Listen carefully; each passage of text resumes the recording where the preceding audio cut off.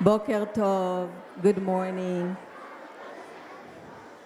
Boker Tov. I'll ask everybody to take a seat.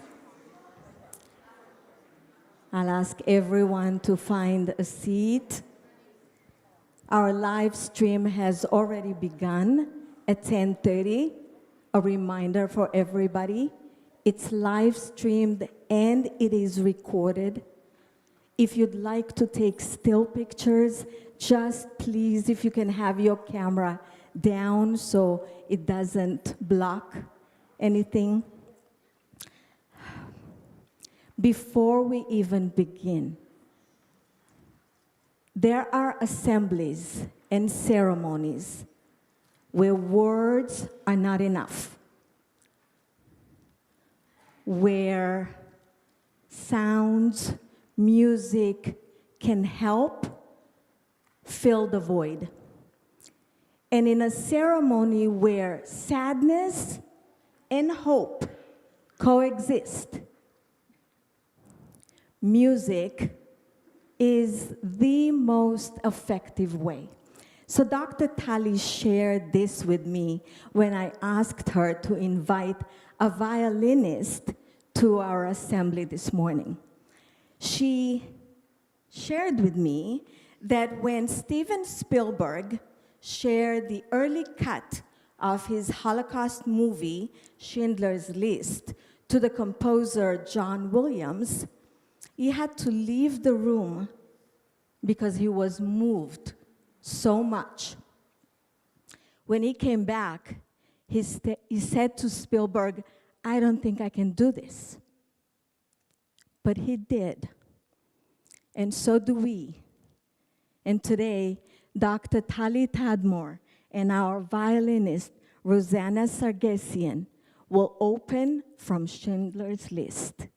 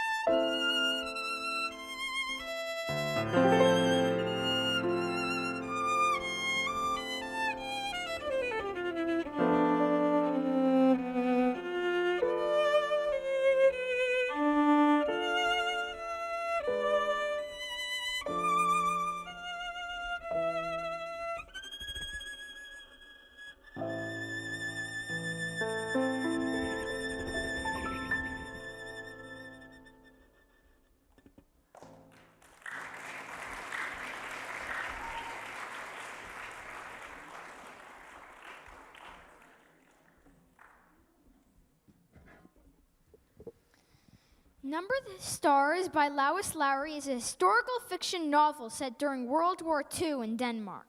The story follows a brave 10-year-old girl named Anne-Marie Johansson, whose life changes when the Nazis occupy her country. Anne-Marie's best friend, Ellen Rosen, is Jewish, and suddenly Ellen and her family are in great danger. As the situation becomes more serious, Anne-Marie's family helps hide Ellen and takes part in a secret plan to help Jewish families escape to safety in Sweden. Along the way, Anne-Marie learns what it means to be courageous, even when she feels afraid. She discovers that ordinary people can do extraordinary things when they stand up for what is right. This is an excerpt from the final words of the novel. Now, remembering Lise, Anne-Marie looked from the balcony down into the street. She saw that below, amid the music, singing and the sound of the church bells, people were dancing. It brought back another memory, the memory of Lise so long ago, wearing the yellow dress, dancing with Peter on the night that they announced their engagement. She turned and went to her bedroom, where the blue trunk still stood in the corner, as it had all these years. Opening it, Anne-Marie saw that the yellow dress had begun to fade. It was discolored at the edges where it had lain so long in folds. Carefully, she spread open the skirt of the dress and found the place where Ellen's necklace lay hidden in the pocket. The little Star of David still gleamed gold. "Papa," she said, returning to the balcony where her father was standing with others, watching the rejoicing crowd. She opened her hand and showed him the necklace. "Can you fix this? I have kept it all this long time." It was Ellen's. Her father took it from her and examined the broken clasp. "Yes," he said, "I can fix it. When the Rosens come home, you could give it back to Ellen. Until then," Anne-Marie told him, "I'll wear it myself." This story helps us understand the dangers Jewish families faced during the Holocaust, and it shows the power of friendship, bravery, and doing the right thing, even in the darkest times. And Marie, a Christian girl, wanted to wear Ellen's Magen David with pride. Throughout the book, Anne-Marie and many others helped the Jews during the most difficult times of their lives. Although some of this story was fictional, we need to remember that World War II was very real. Today, we have the incredible honor of hearing from someone who lived through this time in history. We must hear his story and continue to share it for years to come.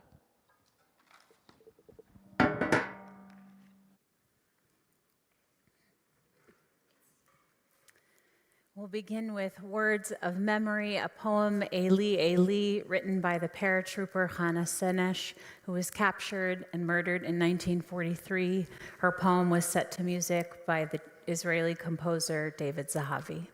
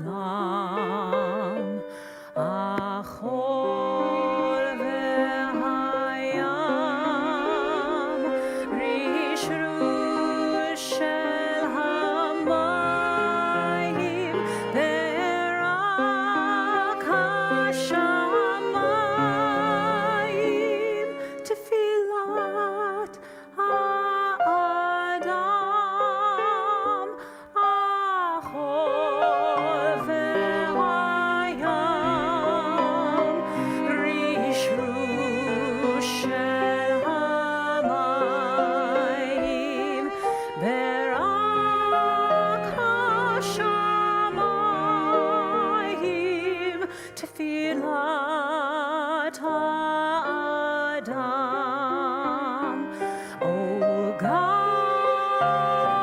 my God, I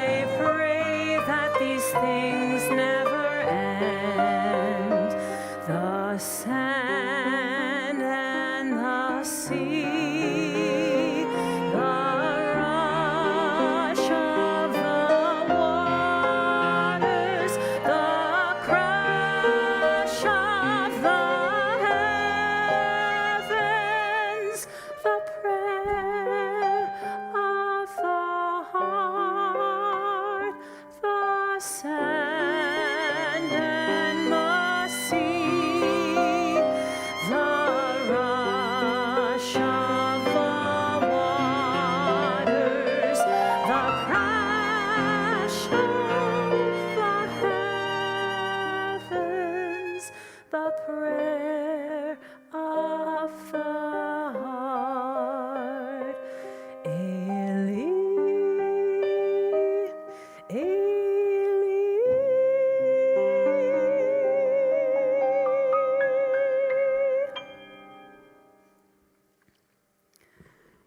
We'll invite you to rise for our memorial prayer for the 6 million who were lost in the Shoah.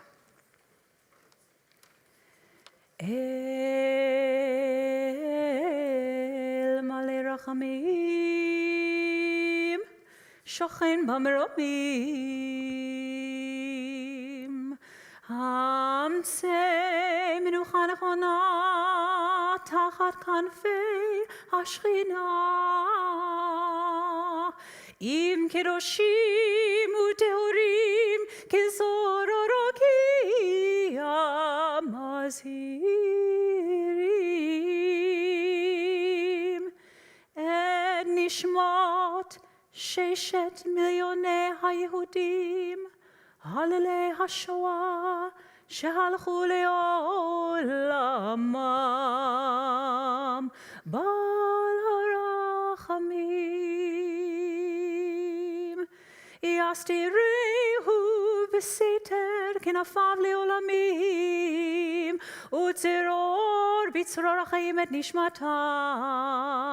אדוני הוא נחלתם, וינוחו בשלום על משכבם, ונאמר Amen. Together, let's read.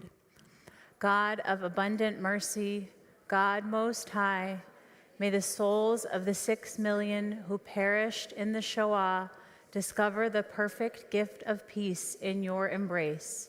Together with the holy and pure, whose light shines like the radiance of heaven, compassionate God, hold them close to you forever, so that their souls may be bound in your love eternal.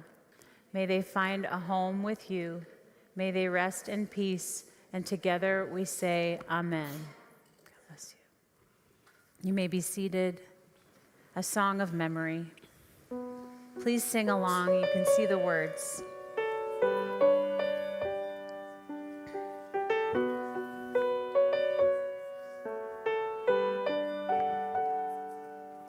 In the rising of the sun, we remember.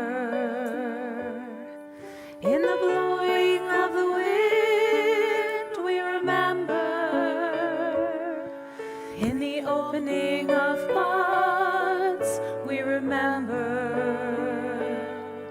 We remember.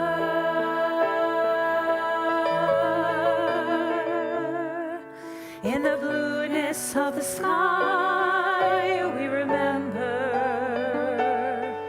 In the rustling of the leaves, we remember. As the year starts and it ends, we remember. We remember.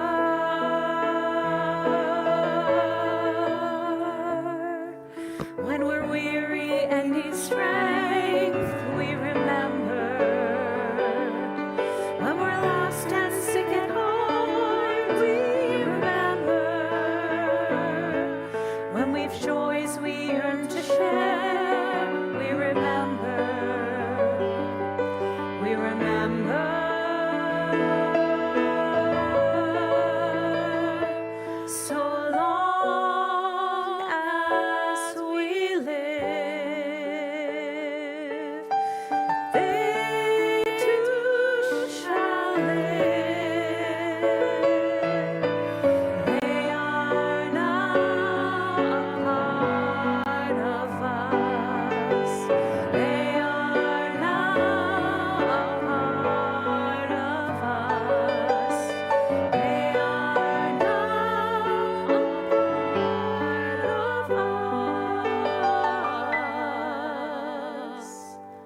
as we remember,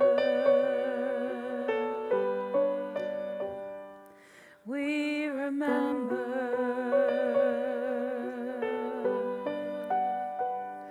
we remember.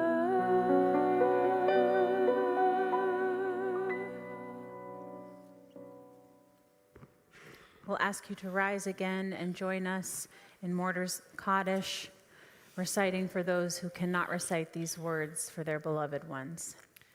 Yitgadal v'yitkadash shemei Rabbah, be'alma divrach hirutei v'yamlich malchutei, b'chayachon u'vyomechon u'v'chayei d'chol beit Yisrael, ba'agala u'vizman kariv v'imru amen. Yehei shmei Rabbah mevarach le'olam u'lalmei almaya, Yitbarach v'yishtabach v'yitpa'ar v'yitramam v'yitnaseh, v'yithadar v'yit'aleh v'yit'halal shemei dekusha b'richu. Le'ela min kol birchata v'shirata, tushbechata v'nechamata, da'amiran be'alma v'imru amen. Yehei shlama Rabbah min shemaya v'chayim aleinu ve'al kol Yisrael v'imru amen.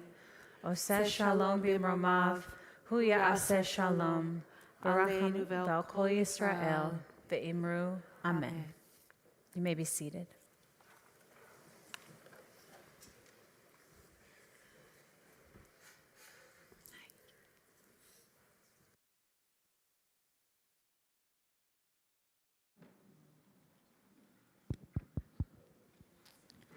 And now we are ready for our candle ceremony. This is very wise style in the sense of adding our voices. Today's voices are our teachers and students that have personal Holocaust stories. So they'll be coming up to the table behind me, one at a time. They'll tell their story, they'll light a candle, and we will carry these stories with us before we hear Mr. Joseph in a little bit. I was listening to Mr. Joseph as he was reciting the Kaddish. Very special.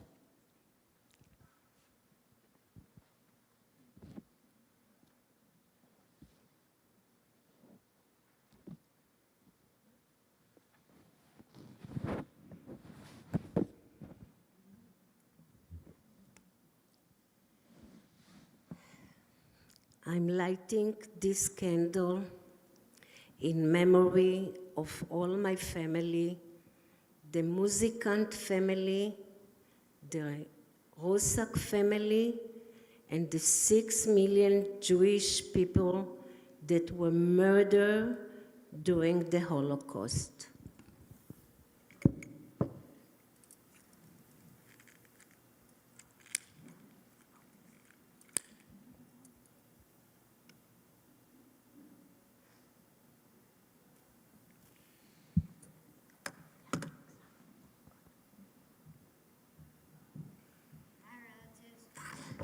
My relative Solomon Perel was born in Germany in 1925 in a Jewish family.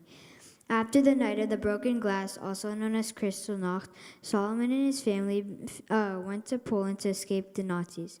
When World War II began, his dad sent him and his brother to leave Germany to stay safe. To survive, he pretended to be a German man named Josef Perel, and he told nobody that he was Jewish. He joined the military, serving Germany, and watched many of his German friends die in battle. After the military, he was invited to Hitler youth camp, where his identity was almost discovered multiple times. His story was so inspiring and deep that they made a movie about it called Europa, Europa, in memory of Solomon Perel.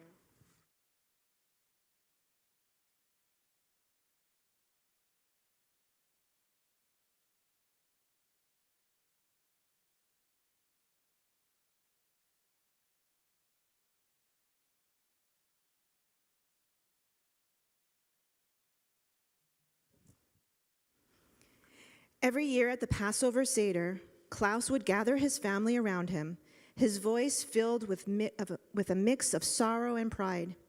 He would remind his family that on the first night of Passover, April 19th, 1943, he and Paula were deported to Auschwitz.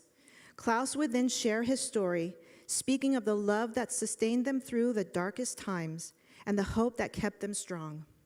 Klaus Luther Stern was born to Alfred and Hetty Stern on May 7th, 1921, and had one sister, Renate. He grew up in Berlin, Germany, living a comfortable life. He witnessed Kristallnacht on November 9th, 1938. In 1942, when it became too dangerous to stay in Berlin, he moved about 80 miles away to learn farming skills, which would earn him a visa to England. Over 1,000 Jewish people came to work on the farm with the same goal of leaving Germany. While on the farm, Klaus met Paula Schall. Paula came from a small German town called Arnstadt. She was born to Max and Julia Schall on August 22nd, 1922, and had two siblings, Theodore and Dora. Klaus learned to milk the cows and take care of the pigs. Paula worked in the kitchen, and Klaus would often find his way to ask for a snack, which started the beginning of their romance. She discovered that he loved to dance, and he was quite good at it. They fell in love and were engaged just 2 weeks later. Klaus managed to arrange a wedding outside of the farm, with only 6 people in attendance, including a rabbi. Just 8 months after arriving at the farm on April 19th, 1943, the first night of Passover, Klaus and Paula were deported to Auschwitz. They agreed that if they were separated, they would go back to Paula's hometown of Arnstadt, Germany. Upon arrival, they were separated. Klaus, then 21, was put to hard labor, and Paula, then 20, was sent to work in a factory at Auschwitz. Her job was to measure cone-shaped pieces and check to see if they were the right size. Sometimes, Paula would throw away the good pieces to make it harder for the Nazis to use them. "I was lucky I was never caught," she would later recall. In the freezing winter of January 1945, the Nazis marched the remaining prisoners in Auschwitz north. When Paula was finally liberated by Soviet troops, she was anxious to return home and find Klaus. It took her 6 weeks to return to Arnstadt. However, Klaus was ill with typhus and was in a hospital upon liberation. A soldier offered to help him locate his family. He wrote Paula a note and sent it with soldiers heading towards Paula's hometown. "Paula, I'm still alive. Please wait for me. I'm in a hospital in Bavaria." Miraculously, Paula received that note from Klaus. Eventually, Klaus recovered and made his journey to Arnstadt. Separated for 28 months, they were finally reunited. Klaus and Paula Stern were my grandparents, my opa and my oma. Today, I am wearing this orange necklace that my grandmother found when she went back to her home in Arnstadt, Germany. I remember every Passover hearing their story. My grandfather's words served as a powerful reminder of the importance of freedom, family, and resilience, echoing the themes of the Passover story and the struggles of the Jewish people throughout history. Today, I light a candle in honor and in memory of my grandparents, Klaus and Paula Stern.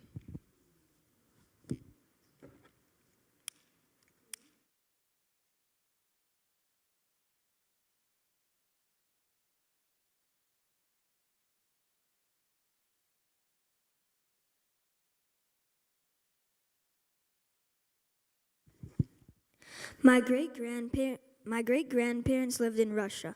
My great-grandfather served in the Russian army, fighting in the war against the Nazis. Eventually, it got to a point where Jews had to hide from the Germans and the anti-Semites in Russia. My great-grandparents traveled throughout Europe, hiding wherever they could. Then, while my great-grandfather was moving from place to place, his siblings got killed by the Nazis. 3 of his siblings were brutally murdered in front of him. In 1952, when my great-grandfather decided to go to Israel, he had to stop in Poland for 6 months to get his papers for Israel. He was applying for a job, and when he said his name, the boss said, "No way, I'm your cousin." And he said he knew his parents, and said after they escaped the freezing wasteland of Siberia, they went to Israel. My great-grandfather was shocked, so he sent them a letter. They said, "Please don't talk to us because all of our kids died during World War II and we've already mourned their loss." After my great-grandfather finally arrived in Israel, he proved to his parents that he was still alive by him looking exactly like his father. They were reunited, and this is where his kids later grew up, in memory of Hanoch and Miriam.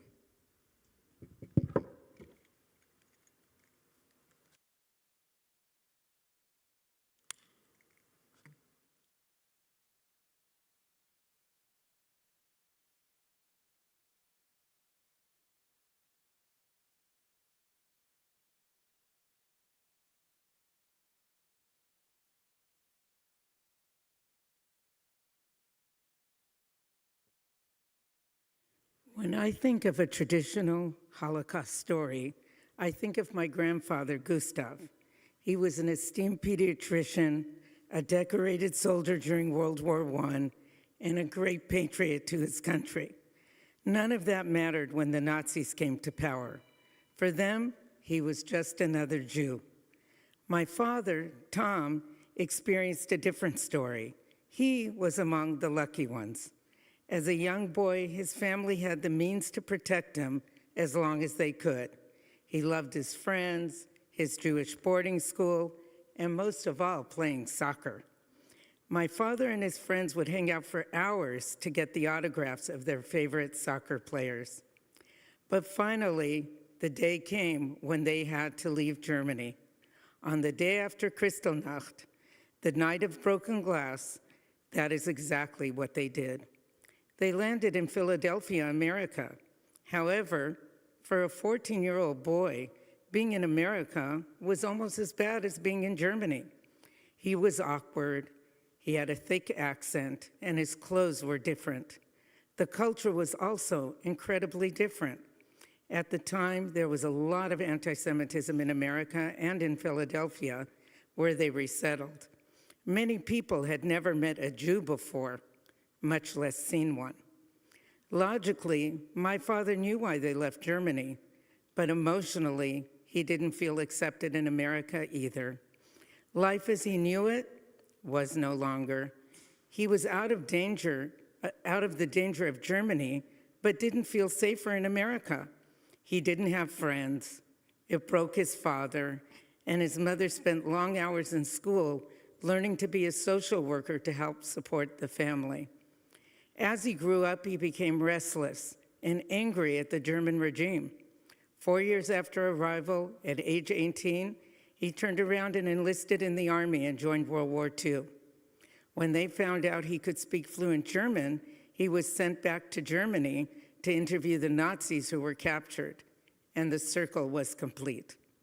Subsequently, he became a journalist, served in Israel in 1948, and was a reporter in the Korean War. But most importantly, he always followed the value of welcoming the stranger. He never forgot that he got a second chance, and he never forgot where he came from. This candle is in memory of my grandparents and my father and the 6 million who perished.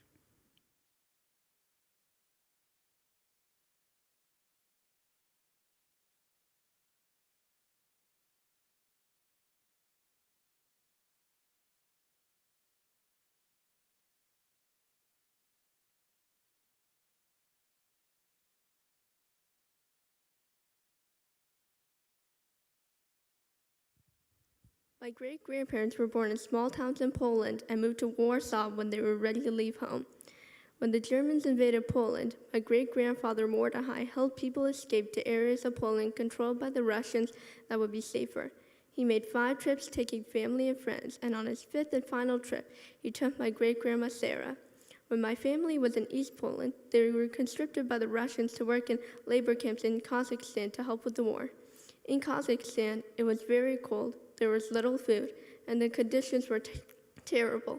But eventually, my great-aunt Branya was born there. When the Nazis were defeated, my family returned to Poland, but all the saint synagogues were gone. Jews couldn't get jobs, and they couldn't find any surviving family members that they had left behind. Because there was nothing left for them in Poland, my family went to a displaced persons camp in Berlin and finally arrived in Ellis Island in New York, where my great-grandfather was born a few months later, in memory of Mordecai and Sarah.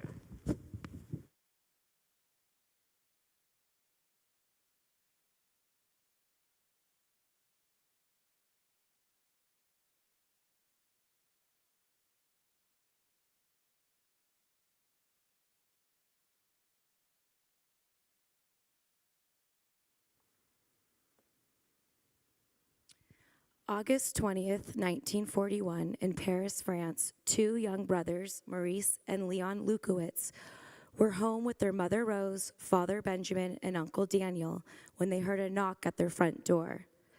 When they opened the door, it was the French police, informing them that they were taking their father Benjamin and Uncle Daniel away.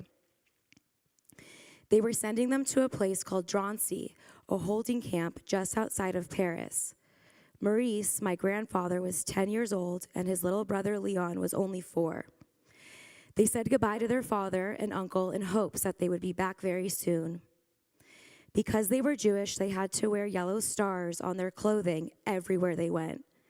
They were only given a few yellow stars, so every time they wore a different shirt or sweater, their mother Rose had to carefully sew and re-sew the yellow star onto whatever they were wearing that day.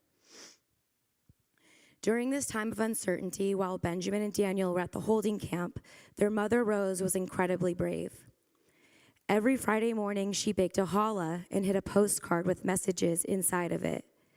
Then they would take the train to Drancy and secretly pass the challah through a fence in order for Benjamin to receive it on Friday nights. Benjamin was able to send postcards back to them explaining what he was going through. These postcards were saved throughout the war, and we later turned them into a book. On July 16, 1942, the French police started arresting Jewish women and children. Rose, Leon, and my grandpa Maurice were able to plan an escape because they were forewarned by a maid who lived in their building. Rose was able to stay in Paris working for the Germans sewing fur coats. At this time, the Nazis were preparing to invade Russia, where it was extremely cold. The Nazis needed women who were skilled at sewing. My grandpa used his father's gold coins to buy a fancy sewing machine for his mother, and this is where she stayed for the remainder of the war. Leon, just 4 years old, hid with a Catholic woman outside of Paris. He wasn't allowed to go outside, but every day he sat and stared at a lilac tree through his window. My grandpa, 11 and a half years old, was forced to grow up overnight. He snuck into his school and risked everything to steal ID cards and changed his and his friends' Jewish last names. My grandfather and his Jewish friend boarded a train with their new ID cards and headed to the south of France. During the journey, his friend said to my grandpa, "I miss my mom and I want to go back to see her." His friend decided to turn around, and my grandpa never saw him again. My grandpa continued forward, working on farms. When he would get paranoid, he would move on to another farm. He remembers running up into the mountains at night to hide. He finally reached a small town called Gosselin. This is where he stayed hidden until the American soldiers came on big tanks and liberated him. They gave him chocolate and bubble gum. My grandpa was reunited with his mother Rose and brother Leon. But when they returned to Paris, their home was gone, taken by someone else. They moved into a tiny one-room apartment and shared a single bed. After the war, every day my grandpa went to the train station hoping to see his father and uncle return. He checked the list of survivors again and again, but deep down he began to understand the truth. They weren't coming back. Eventually, the family moved to America and started a new life in Encino, California. Maurice and Leon went to college, got married, and built loving families of their own.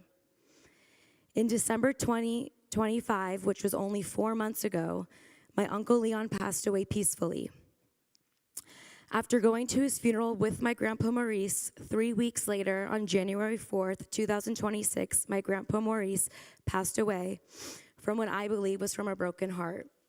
He loved his brother more than anything. Their story is one of courage, loss, and survival. My grandpa always emphasized resilience and forgiveness. I feel incredibly grateful that I got to know them, hear their stories, and carry their legacy forward.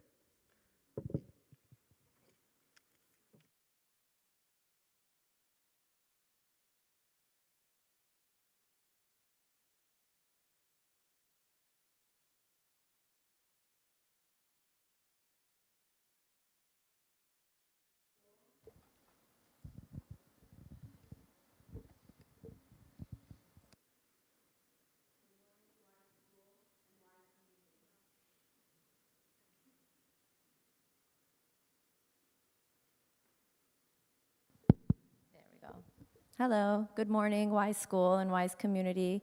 I'm Jessica Hanasab. I'm a parent at the school. I have Jacob Hanasab in 5th grade and Joey in 1st grade, and my daughter Talia in Milken now. She just graduated last year.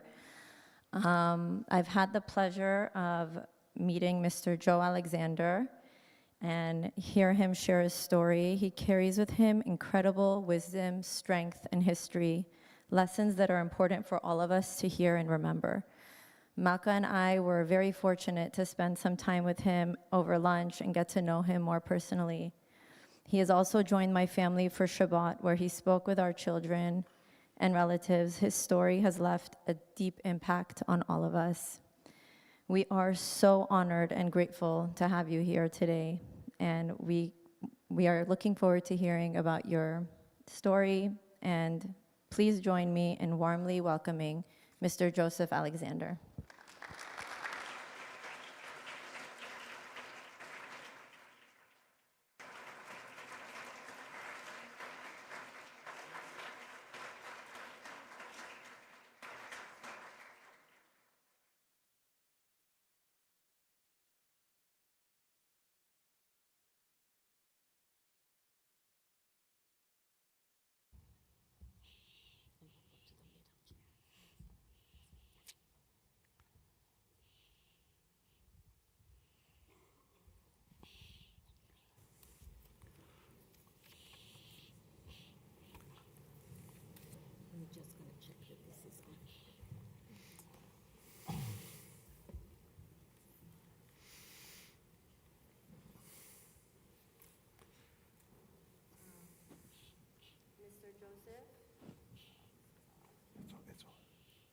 Mr. Joseph, we welcome you to the stage. We are so honored to have you here today, and we would love for you to share your story with us.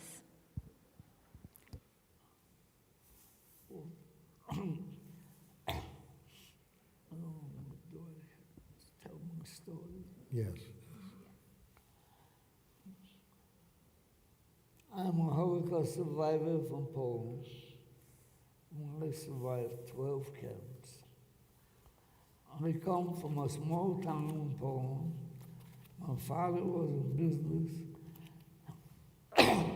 excuse me, and we had a very good life until 1939, when the Germans came into Poland. They divided Poland in two halves. One half was annexed to the Third Reich.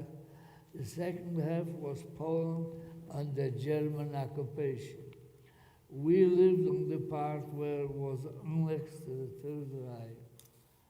After a couple of weeks, they came to town, and you know, in Europe, every town has a town square. We lived the second house on the town square. After a couple of weeks, they came to town and passed my uncle. Next to us was the uncle.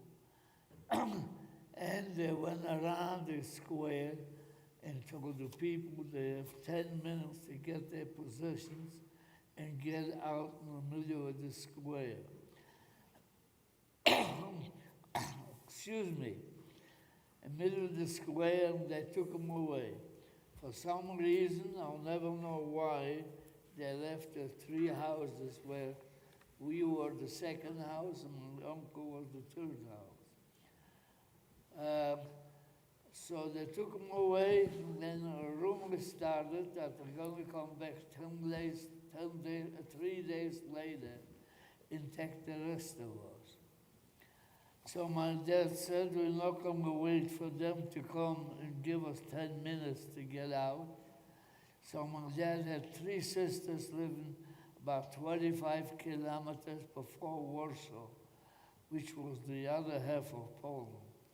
So we moved to that city, a city named Bologna. So we came there, and their life was going on almost normal, but everybody has to go to work. So being there for a couple of weeks, I went to my first camp in 1939. I went to a camp where you work during the week, on the weekend you can go home. So I worked there for about 6 weeks, and then I was sent to another camp where we had to work all week. And then I went sent to Dachau. I was in Dachau for a long time, and I was sent out to Dachau had 12 sub-camps. I was sent out about 50 kilometers from Dachau, called Camp Number 7 in the city of Winsberg. So I was there in this camp for a while, and then after this camp, I was sent to the Warsaw Ghetto. I lived in the Warsaw Ghetto before, but I got out, and now I'm going back the second time to the Warsaw Ghetto, because the Warsaw Ghetto, there was a big uprising. So I went back to clean up the Warsaw Ghetto. After cleaning up the ghetto, I was sent to a camp to Dachau. I went to Dachau, and Dachau had 12 camps, sub-camps. I was sent to a camp about 50 kilometers from Dachau to a city of Landsberg am Lech. So I was in Landsberg there for a long time. And then after Landsberg, I went sent to another camp where we worked and did all kind of work. I worked in sewers, I was a roofer, all kind of jobs. And after Landsberg, after that, I was sent to, after this to Dachau. Oh, after Dachau, I went to a camp where we did all special kind of work, building sewers, and so forth. And after that, after Dachau, I went to a camp and back to Warsaw. There was another camp in Warsaw, and after Warsaw, I went, actually Warsaw,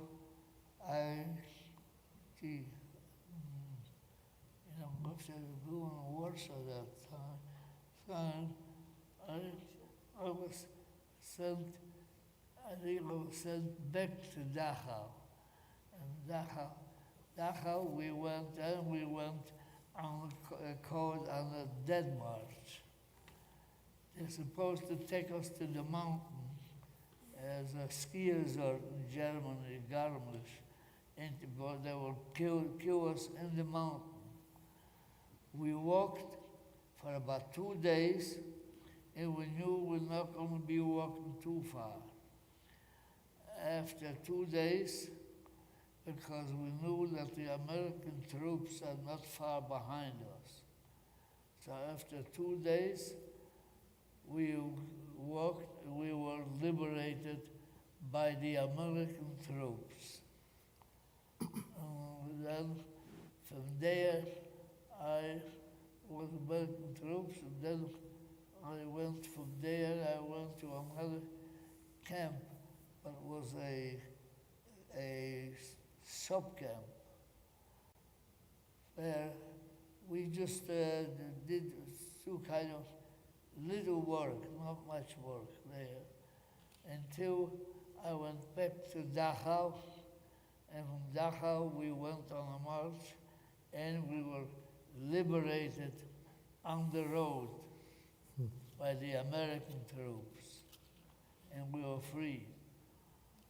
So after I was liberated, I was in Munich. Then I lived in Munich for a while, and then I moved to a city of Landsberg.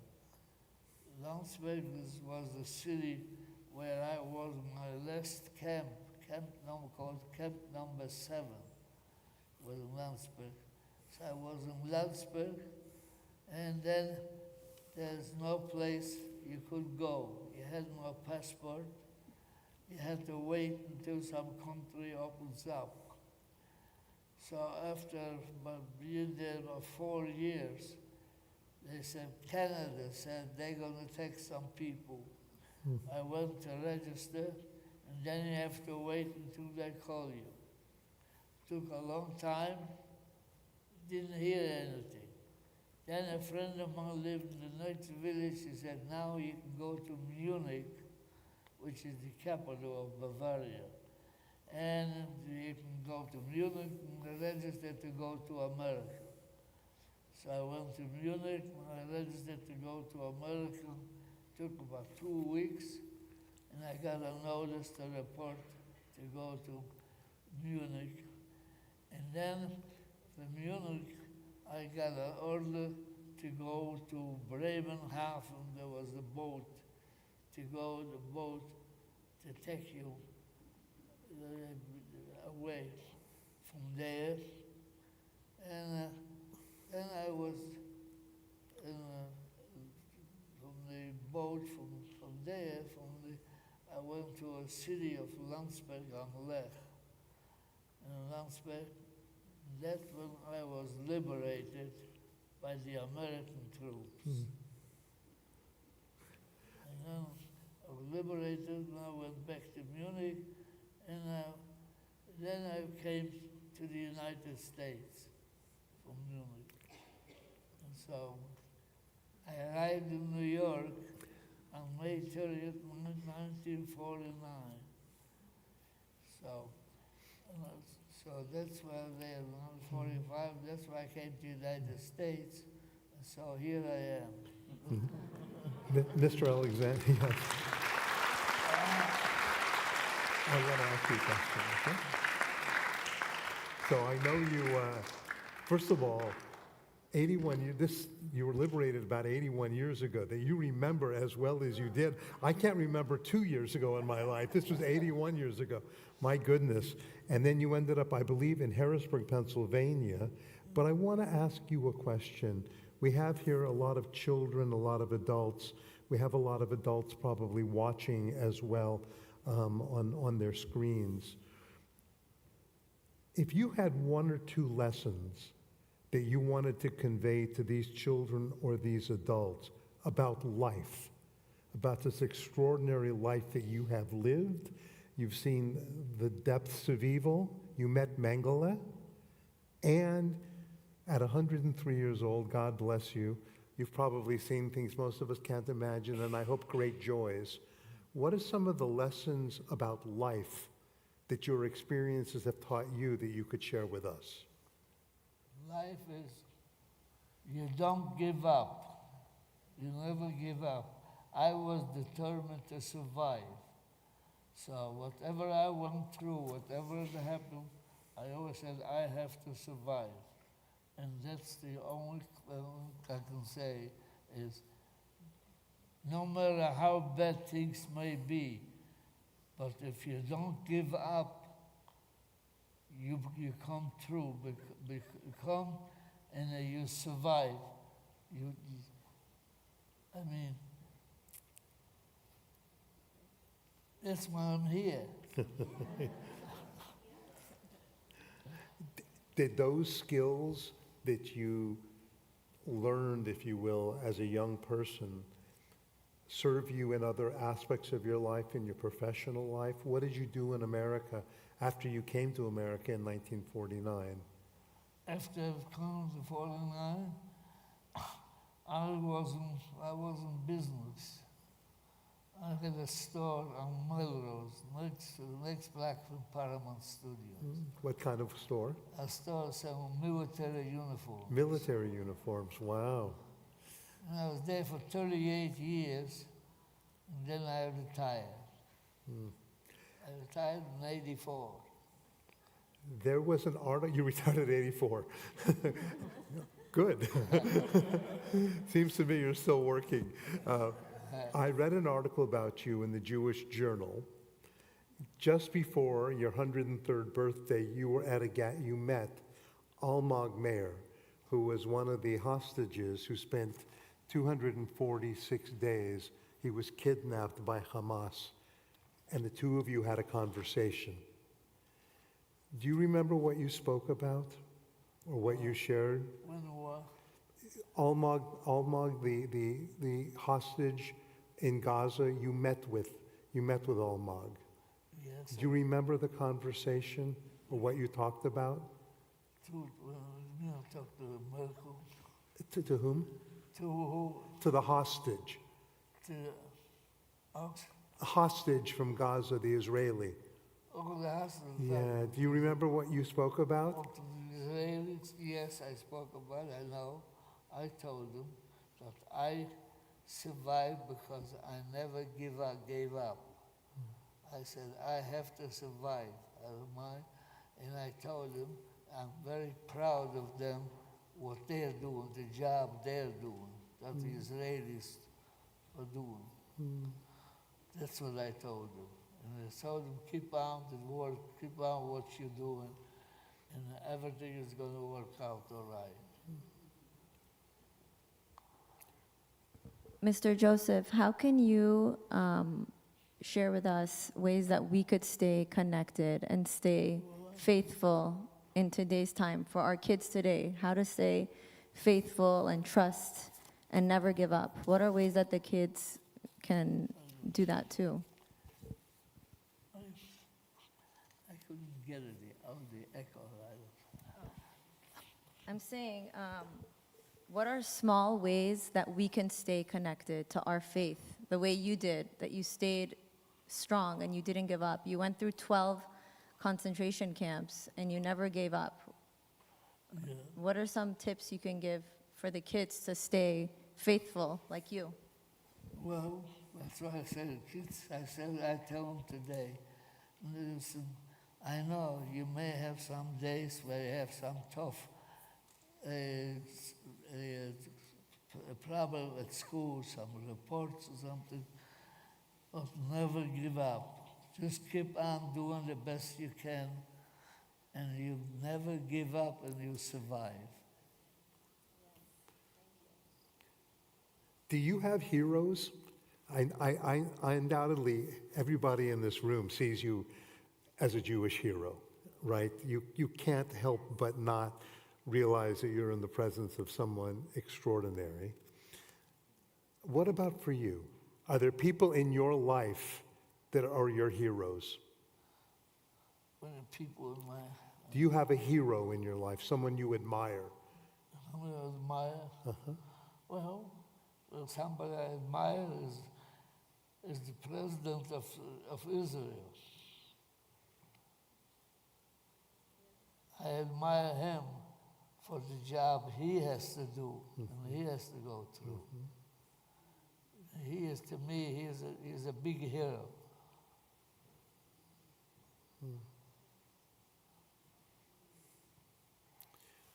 Well, I know our time with you is limited, and so let me just say a couple of things. First of all, to Jessica, thank you for being here and for coming to know Mr. Alexander, and what a privilege to have Shabbat dinner with him and your family.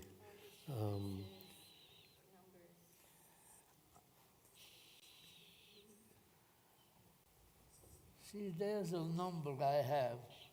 I got in Auschwitz. And this is a day, something I look at every day. It reminds me where this come from, where this number come from. And when I got this number, I had no name anymore. That was my name. People can see it. They have a picture of you on the screens here. Oh, it's Right.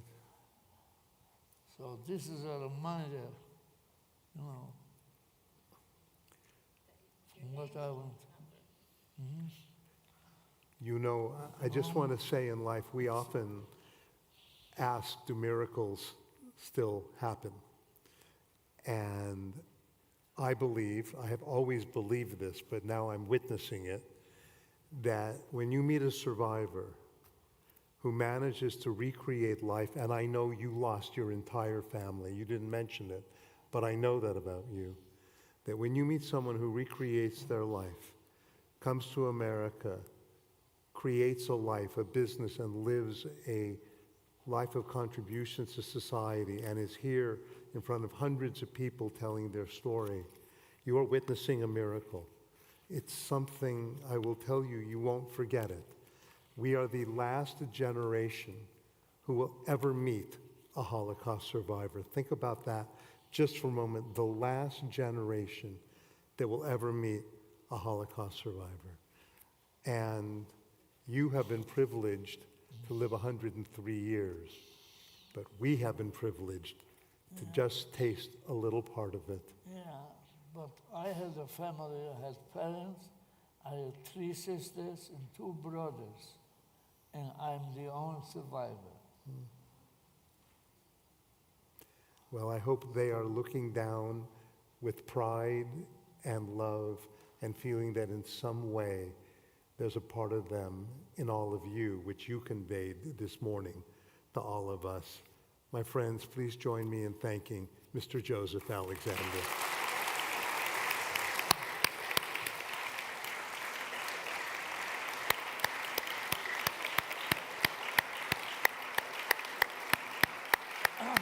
Thank you. Thank you very much, Reverend, for coming and listening to this. We're going to close appropriately. We're going to ask Cantor Lutz to join us. Please remain standing for the Israeli national anthem, Hatikva.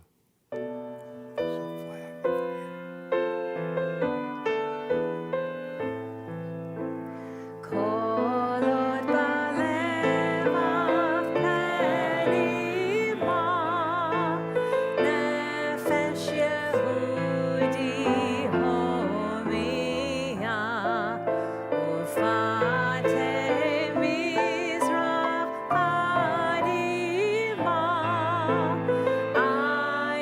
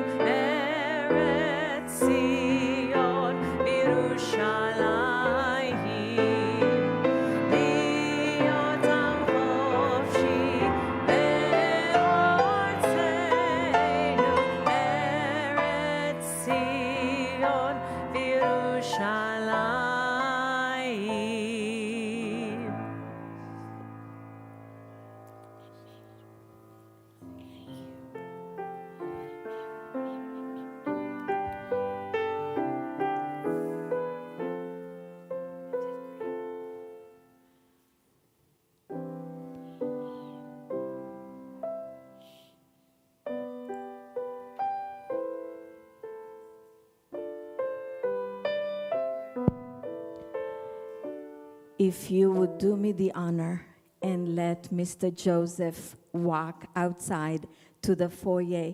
He is waiting to see you and say hello to you.